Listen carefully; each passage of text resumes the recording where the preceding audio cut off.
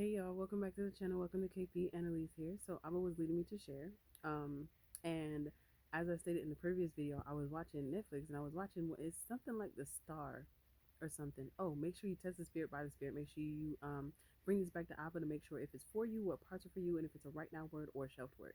Please, because you don't want it to be something that's heart deferred. Sometimes it's a message that's for you, um, but it's not your season for it quite yet. And so sometimes it could be something that's registering to you. You're picking it up. You're like, yeah, yeah, yeah, and it's like you'll know by the way that it pretty much confirms what you've already been speaking to Abba about. And the things he's already showed you, but you still have to bring it back to him to say, okay, is this the timing for it? In the space, he will let you know if it's right now or if it's something for later.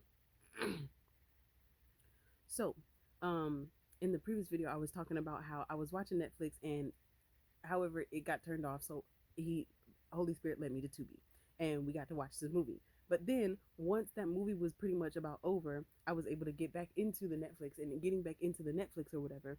Um, um, I began watching like the next episode of the show I was watching. I can't remember what it's called. It's something star, something star. Um, My love like a star or something like that. Anyways, of course it's an Asian drama, K drama, and because y'all already know.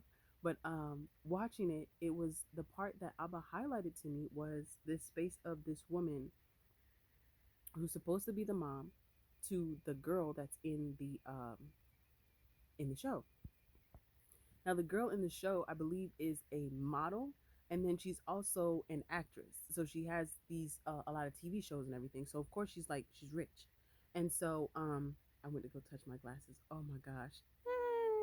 Anyways, um, she her mom basically, how do you say, is one of those moms that try to like almost in competition with her, trying to keep up and do stuff to try and like I guess make something for herself. But because everything that she's tried has failed, she kind of just tries to save face by using her daughter as a means to say like, well, I could do this, that, and though because my daughter's rich and my daughter will make sure X Y Z X Y Z. But she was with her little I don't call them friends because it's like that's what people think are friends, but those aren't friends. Because they were all together, like how they have the little rich posse, but they all talk about each other. It's like, okay, like, bro, what? Anyways, um, one of the girls was basically like, "Hey, your daughter moved," and the mom didn't know, so she was kind of shocked, and she was trying to like save face. And as the girl like left or whatever, she called her and she's like, "Hey, you ungrateful little girl! Like, how did you not tell me that you moved?" And the girl's like basically like, I don't really have to tell you anything. um and she gets all upset and she's basically lashing out at her, basically telling her like, hey, hang on, basically telling her like, hey, you wouldn't be a model if it wasn't for me because you got your good looks from me, and to be quite frank, you're a terrible actress. And she's like literally digging in her, and the girl's just like, nah, I look like my dad, and I already gave you money and I keep giving you money. And she's listing all the things that she started from, um, every type of shop you can imagine. She did a donut shop, a coffee shop, a massage parlor, like any. She gave her the money to start it and fund it and everything, but of course it flopped. And with that being said, she just did business after business after business after business, and it was like, okay, you never kept any of it going. I still give you money. And she gave her and she basically was like, okay, whatever, give me an account. And the mom, she's like basically like, give me an account or whatever. And the daughter's just like, bruh. And she's dealing with that. She hangs up the phone. She's dealing with that while dealing with everybody in the comment section that's basically saying that she's an airheaded idiot because um she she just is one of those people that are very much so into their looks and very much can tell you fashion, can tell you what you call it. Not like they don't have any type of, smart somewhere, but it's the certain logical stuff where it's just like she posted something and it was like she said something that also meant garlic, and it was like garlic pizza, and they just basically clown her to make it seem like she's just this airheaded loof, and that digs at her. It's like she's dealing with this with her mom, and she's also dealing with people in the comments that's basically just dogging her out, and that doesn't feel good. Of this still a form of cyberbullying. um and as we've been speaking about, when you just because it might be something that is not true, understand that it has a force behind it, the kingdom of darkness. There's still a breath of that on that, and because there's a breath of that on that, it amplifies it, making it more powerful than what it is. And because of that, it amplifies it. So it amplifies those comments to hit home and to hit harder, or to hit like arrows and darts. um and so Abba was highlighting that part to me, and as he was highlighting that part to me, it was just like, okay, putting it down to get the emphasis on, like, hey, just because she's the mom, she does not have the right to talk to her that way. She does not have the right to treat her that way. She does not have the right to treat her any kind of way, to speak to her any kind of way, just because, hey, I'm the mom and you're the daughter, or I'm the parent and you're the kid. You don't have the right to just speak to the children any kind of way. And as we've been talking about this, yes, it's that space of honor thy mother and father so that your days be longer. But there's also that space of do not provoke your children to anger. There is responsibility on both ends. You don't just get to treat your child any kind of way just because you have that title. Understanding that what you were given in the space of you giving that child is a blessing. Not only is that child a blessing, everything that you have and everything that you own comes from God, including the child. Everything comes from God. You are simply given, it was simply given to you in order for you to steward it, in order for you to manage it, in order for you to maintain and sustain it. It's not a sense of claiming it like, oh, it's mine, as if you produced it. Even if you work for it, because that job that you have, the money that you get, that's also coming from Abba. It states that Abba puts people in power, Abba puts people in position, Abba gives gifts, Abba gives blessings. And yes, he reigns on the just and the unjust, but when he's giving you something to steward over, you personally, whether that be a child, a house, a home, a business, whatever it is, it belongs to God. It is his. And being that it is his, it's what you're given for that is for you to manage and steward over that. Yes, you get benefit from it too, but you are to manage and steward that. You didn't create it, nor did you produce it. It was given to you to steward it. The 5 talents. Thank you, Holy Spirit. The talents were given to them to steward and to manage well.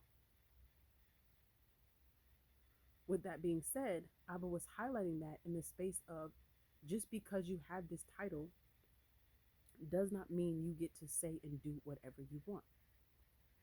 And it's the same goes for the child. Just because you have the child and you have a title doesn't mean you get to say and do whatever you want. There's that level of respect that goes both ways. There's that level of loyalty that goes both ways. This is where you begin to build that space of intimacy and connection. And this is the part that we miss. Thank you, Holy Spirit. We miss that part of intimacy and connection, thinking that if we bought something, then that means I did everything for you. We completely miss the fact that there's spiritually, there's mentally, there's emotionally, and there's physically. Those 4 things there. We show up physically buying stuff. Oh, I made sure that you had a roof over your head. I made sure that you had food to eat. I made sure that you had clothes on your back, as if that's not what you're supposed to do when you have a kid, as if that's not your actual responsibility. But they provide physically, and they buy things, presents and gifts and stuff, and think that that suffices, completely missing that there's neglect, loss, abuse, and abandonment in every other area, mentally, emotionally, and physically, in some way, shape, or form. We buy things and miss that, hey, you got a good grade. We buy things and miss that, hey, you missed a gate. We buy things and we miss that, hey, you didn't help them study when they were asking you to study. We buy things and you miss, hey, you weren't there when it was time to buy the prom dress, or time to buy um, time to buy the homecoming dress, when it was time to go and it was picture time.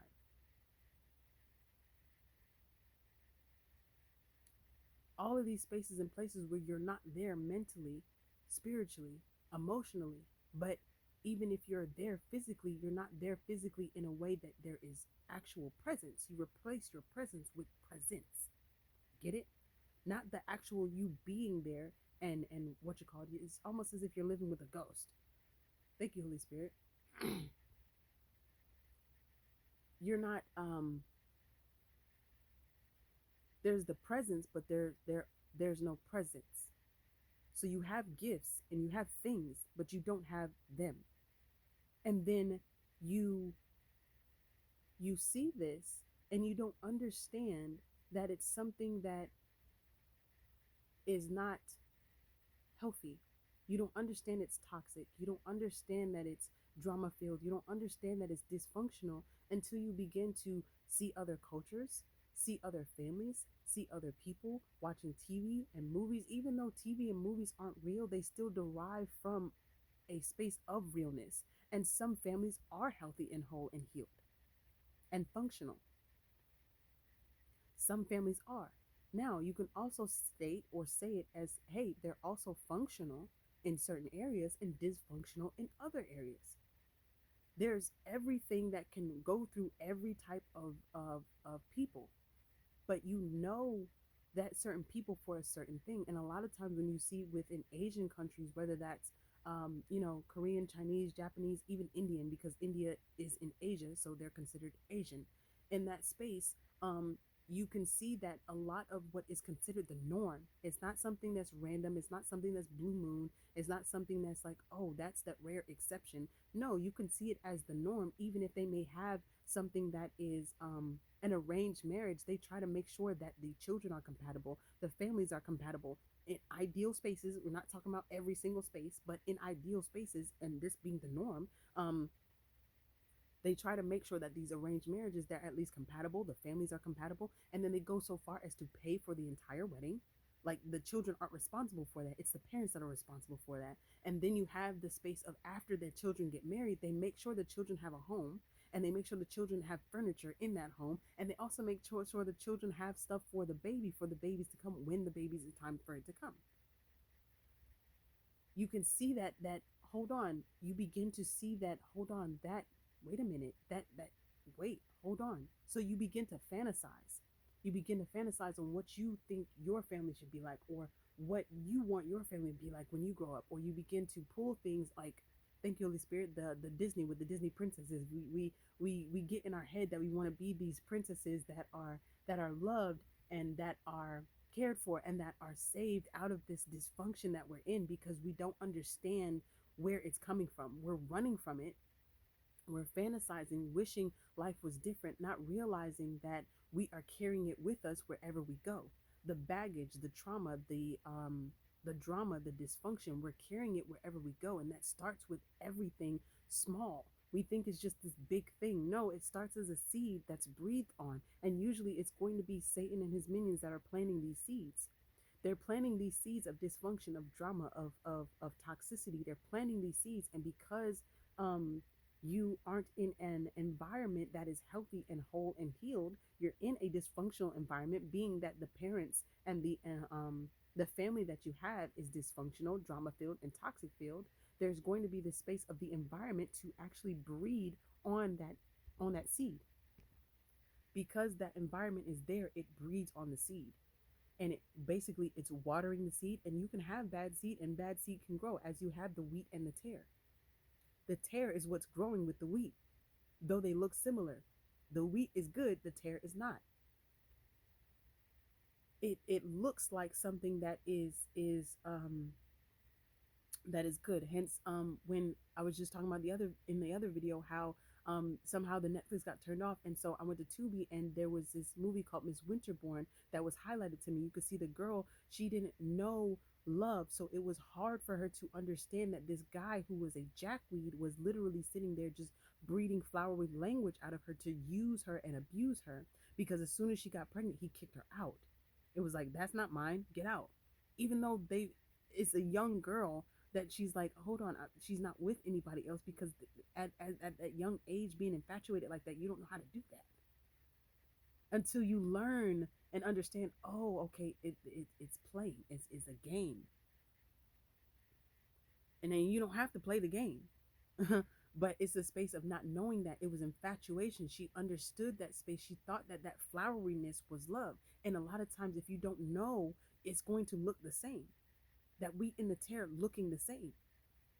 And so you have the seeds being planted by Puny Boy and his minions. And when that's being planted, you're in an environment that's already watering that, that's already breathing that, where you don't understand where you're running from. You don't understand what you're actually taking with you when you run. There's the dysfunction, there's the drama, there's the toxicity, there's the trauma, there's the triggers. It starts off as little seeds until before you know it, it's a bag. Before you know it, it's a duffel bag. Before you know it, it's a suitcase. Before you know it, it's a big Santa Claus bag that's on your back. And that turns into this whole bag, and there's multiple bags until you're also, and then you're weighed down. You're weighed down. And all you can see is a whole bag of anxiety, a whole bag of depression, a whole bag of anger, a whole bag of bitterness, a whole bag of wrath. You have that, all of that weighing you down. And all you're trying to do is run from it, not realizing you're taking it with you. But you don't realize it's happening because you never got the chance to be able to explore that emotional aspect of it. And it started off small. As I said, it started off with that seed. So you're looking at the little kids where it's like, hey, they're throwing a tantrum, or they're crying. And it's that shut up, or I'll give you something to cry for, or I said be quiet, or you better be quiet, or I'm gonna da da da. Or even more abusive, to the point where it's this space of some people that were just sent away. I'm gonna send you to your room, or go to your room. I don't want to see you. I don't want to look at you. All of those things, or even becoming a little bit more toxic, where now it's like, okay, if you don't be quiet, you're getting beat.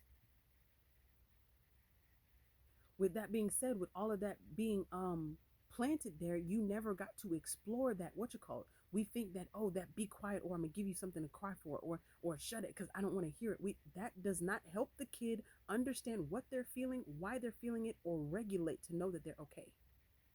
It only shuts them down, and it makes them internalize everything. And when they internalize everything, that becomes a space where, okay, I'm not safe with my parent with these emotions. These emotions I'm going to have to snuff down. These emotions I'm going to have to internalize that I can't talk about.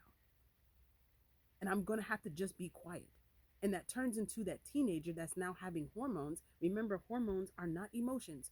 Hormones are a chemical imbalance that is happening in your body, which means it's actually happening to you, which means it's something that is how do you say, a reaction, like how you put Mentos in, thank you Holy Spirit, how you put Mentos in the Coke and it explodes. That is a reaction that is happening in your body. The emotions, as we've been talking about, is energy, emotion, energy in motion. That energy that you are feeling is a motion. It's hitting you, it's moving through your body. And just like Puny Boy, that does not care if you're a kid, does not care if you're a baby, when it comes down to emotions, emotions are not a respecter of person. Meaning a baby can be angry, a toddler can be angry, a person can be angry, an adult can be angry, an old person can be angry, upset, they can feel all of the emotions. These emotions are energy that is hitting you. That energy is hitting you and it's moving through your body. Now, how we handle that is different. We don't all handle it the same. Some of us lash out. Some of us argue. Some of us complain. Some of us throw things and do damage. But some of us also internalize it, where we're smoking and we're drinking and we're binge watching and we're binge eating. When it comes down to that, I was highlighting that to show, like, hold on, this all starts out as a seed, and you are going to have to understand and be in a space of acknowledgement. And a lot of us aren't, because we're not able to acknowledge it. It's we were never taught to slow down enough to understand why we're angry, where we're angry at, where it's coming from, in order to be able to channel that where it's supposed to go and actually handle it in a healthy, functional way. it was always dysfunctional, where you're now shutting it down, you're internalizing it. Again, that space of you telling them, oh, be quiet, or I'm gonna give you something to cry for, because that is where it starts. That is where it starts, to the point that they don't want to tell you anything. They don't want to tell you any of the bad emotions. They just want to now perform. They want to be in a level of perfectionism to perform. They want to be in a level of people pleasing to perform, because they know if I perform, okay, I'm going to get the good part. I'm not going to get beat, or I'm not going to get lashed out at. I'm not going to get cursed out. You sending them to their room, you lashing out at them, I'm going to give you something to cry for. All of that is not helping them understand what they're feeling. It's not helping them regulate. It's not helping them do any of that. What you're supposed to do is sit with them while they're having this emotion. Sit with them while they are throwing the tantrum. Sit with them while they are crying. Sit with them. You sit with them and you allow them to feel it. It's not for you to sit here and get irritated and frustrated, or even if it's happening outside, for you to be sitting here getting embarrassed. Is for you to allow them to have that emotion so they're able to regulate. When you sit there calm and you speak to them and you say, I'm here and I love you and I'm here for you and whatever you need, and you just allow them to have that moment and have that space, they're able to calm down. They're able to regulate. You hold them, you be close to them, you be near to them, you be dear to them, and you regulate yourself in the space of you're not sitting here angry and frustrated, giving off that energy on them. You allow them to feel what they feel and you patch it up by giving them hugs and giving them kisses and giving them all of those things, so they're able to understand, okay, I am okay. You don't let a baby cry. You pick up the baby and let them know that, hey, I am here, so that they can work from a space of independence, so that they can work from that space by automatically knowing they're safe and they're regulated. When you sit there, I'm going to give you something to cry for. You send them to their room, you beat them, you do whatever, you do all of those things. That is not helping them understand anything. That is not helping them regulate. All that is helping them do is feel abandoned, lost, neglected, and they're internalizing all of that, so that it then it begins to grow into that seed, into that bag, into that big bag, into that big old heavy bag. So now they're teenagers and they don't know how to regulate their emotions. They're hormonal and they're lashing out and they're doing all this stuff, and all you're doing is grounding them. All you're doing is sending them to their room, taking their phone. They can't go out. They can't do anything. Then when they become an adult, they're out in the world and nothing's working the way that they want it to work, as they thought it would. And the finances aren't financing, the relationships aren't relationing, and they're not understanding why. Things are falling apart and they don't get why. They don't understand why. And it starts with the emotional regulation. You're not emotionally regulating yourself. Nobody wants to be around anybody that doesn't know how to regulate their emotions, or that is doing things like manipulating and gaslighting and having narcissistic tendencies to control and manipulate and take charge of things, especially when it comes down to, oh, because I feel this way, that's what it is. But no. You do not get to treat anybody any kind of way just because you hold some sort of title in their life. Whether that be mother, father, brother, sister, cousin, family members, friends, co-workers, boss, you do not get to do or treat them any kind of way. You do not get to be narcissistic, gaslight, manipulative, that Jezebel and Ahab spirit. You do not get to do that. You do not get to do that. You do not get to be subliminal and subtle and passive aggressive. You do not get to be in that space. And what I mean by that is, a lot of times that passive aggressive looks like a silent treatment. Oh, you did something that I didn't like, so I'm going to give you silent treatment and I'm going to close up my wallet. So now, you knowing that you have to ask me for stuff, I'm going to close up my wallet. You didn't do what I wanted you to do. You didn't do it how I wanted you to do it. I don't like that. So I'm going to sit here and I'm going to give you silent treatment until you come and apologize. And then when you apologize, I'll think about it. That is training them up the wrong way. Again, it starts off with those little kids that are throwing the tantrums and are crying because they are dysregulated. The same way that you are feeling anger, And the same way that you just want to run away from it and get away from it is the same way those little kids are feeling anger. The same way that baby is feeling anger. Just because it's something small to you, which was once a big deal for you until you got over it getting older, just because it was a small thing for them or small thing to you, it was a big deal for them. The same energy that you are feeling when you are angry is the same energy they are feeling. When you're angry and you want to lash out, you shutting down all the things, you want to get some air, you want to get away from it, is the same way they are trying to get away from it. It's an icky feeling. They don't want to feel that. It's a rush. It's like, what is this? Hold on. They don't want to feel that either. In the same way you're trying to get away from it, they need to be able to get away from it as well. But there's a way to do it. There's a healthy way to do it. Not lashing out, not cursing out, not fussing, not complaining, not throwing things and damaging things, vandalizing things, putting yourself and maybe other people in danger. No, there's a way to do it. But if you continually shut them down when they're crying, you continually shut them down when they're having a tantrum and not giving them room and space to explore those emotions, then when they grow up, they don't know how to talk to you because any of the bad emotions you're overreactive to. And then as they grow up as an adult, they don't know how to handle it and they don't understand why their relationships aren't working. They don't understand why this is not going the way that they thought it would. Abba was highlighting that and he was just taking me down this whole download of it, and it was just like, wow, this is all we've been talking about when it comes down to parent wounds and how we've been talking about EQ is for you to be able to acknowledge and be aware of what's going on. And once you're able to be aware and acknowledge of what's going on, you have to go back to understand where it's coming from and why. And then you have to understand how to connect it to how your past connects to your right now to understand the how. Because when you're able to understand how in the space of, wait a minute, I'm getting angry because of this, but that's because of that. And I'm seeing the pattern and I'm seeing the way, oh, wow, okay, that triggered me. Even though it was something completely different, it triggered that because it's similar to that. My emotions and my body is registering to that cortisol and that adrenaline and that flight or freeze. It is registering that. It's, thank you, Holy Spirit. It's like you walking in a forest. You walking in a forest and you get mauled by a bear. Now you are constantly walking around that forest thinking that everything from a branch to a shadow is that bear ready to attack you.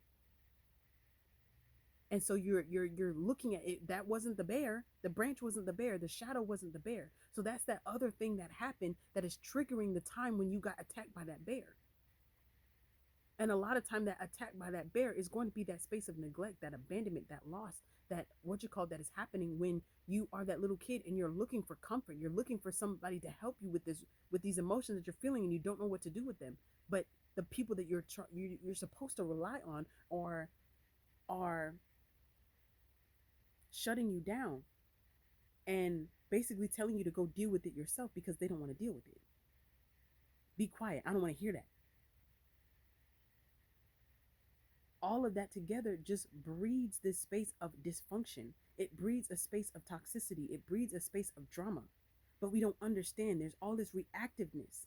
But we don't understand that it's the emotions that we're feeling that we don't understand goes back to something that happened, the trauma and the triggers. But we also don't understand that that's something that happened when the parent did this, or the sibling did this, or the cousin did this, the uncle did this, the coworker did this, the boss did this. We're carrying all of that. And as we carry all of that, all it does is get bigger and bigger. We don't know how to give that to Abba. His yoke is easy and his burden is light. I give you rest. Cast your cares upon me. That is what rest is. Aside from you actually getting physical rest, sleeping, whatever. And then you have it to where the we're not pausing enough, we're not slowing down enough to allow the emotion. And I keep bringing anger because anger is one of the biggest things that the enemy uses. That's one of the 7 deadly sins. Anger. It's one of those ones that can easily blind you when you're angry and you don't know how to slow down to understand why you're angry, where it's coming from, how, why, all of the things, to be able to connect the dots and understand how to move forward in regulating that. Then it's going to be a space of you seeing red. When you see red and you can't see, just like a little kid, when there's something over their eyes, they freak out. Just like when you come to what you call when you come to different places or whatever, and you have the lights go out, people freak out because they can't see. When you are angry and you see red, that's all that you see. And so you lash out and you're just doing all of this, not understanding to hold on, let me pause what I'm saying. Let me pause what I'm doing. Let me calm down. A lot of times when you're angry, you have to calm down. That's doing something else. That's getting you away from that so that you can actually fully calm down. It's like, thank you, Holy Spirit. You seeing the boiling water. When you see the boiling water, when it's boiling, you can't see it's down to the bottom. And even when the water stops boiling, there's so much steam, that fog, you can't see down to the bottom. You have to wait till the steam goes away. You have to wait till the boiling goes down. You have to wait till you're done steaming in order for you to be able to see what is going on, what made you angry, why it made you angry, how it made you angry, connecting the dots. And then when you're able to do that, you're able to go forth and regulate. It's not for you to lash out and curse and scream and yell and throw things and damage things. No, it's for you to calm down, for then you to think on the things that are holy, to think on the things that are good. Don't go ahead and use the vices choosing death. Don't go down that path. Choose life by going to Abba because he's your comforter. He's your healer. When you go to Abba, it's like, wait a minute, even though I have to face that emotion, I have to face the anger, I have to face why it made me mad or why it made me angry, and I have to face that. There is healing behind that. There is salve, like it's healing the wound. It's calming it down. There's all of that behind that. There's revelation behind that. There's the epiphany behind that. There's the connecting of the dots behind that. There's the instructions as far as in boundaries and downloads behind that. When you go to Abba as your comforter and your healer, when you choose the vices, it's the vices. When you choose those are simply giving you temporary pleasure for only a moment, and you're still left with the residue. When you bring it to Abba, you're able to get more revelation, more healing, more salve, until the point, okay, yes, it's going to happen again. And when it happens again, when you choose to bring it to Abba again, and you continually, oh, I'm gonna bring this to Abba, I'm gonna bring this to Abba. I give you rest, cast your cares, give it to Abba.